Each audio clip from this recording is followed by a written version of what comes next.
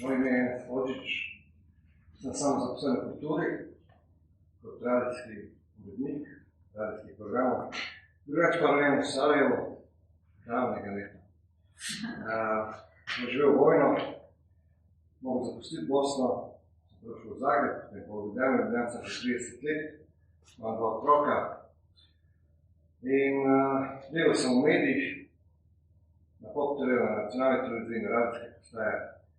In poznam vse te manipulacije in zaradi tega, ker sem govoril resnico, sem imel vedno probleme. In sem hotel spreminjati stvari, samo na tak način ni šlo.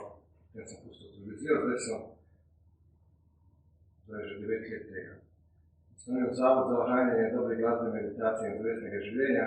Naredil sem prvi otroški radio v Sloveniji, Rapček se imenuje, Svetni radio Žica, in poskušam na ta način ljudi informirati, da prave informacije, kaj se dogaja, kako se živi. Vmes sem tudi se ukvarjal z darilstvom, končal ene stvari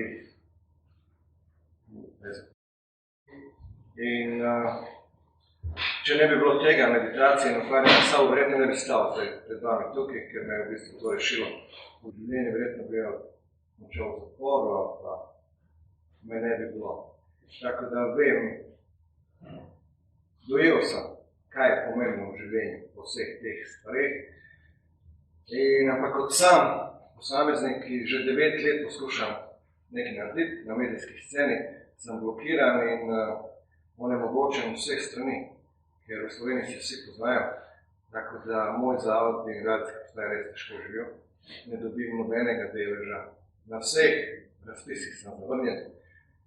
In sem res imel srečo, da sem dobil status samozaposlenega v kulturi. Po 6 letih prošenj sem ga dobil. In sin je že 23 let star, hčerka 14. In v bistvu kot stari rocker sem rekel, da ne gre več tako. Zdaj pri 55 grem tamo, kamor se da kaj narediti.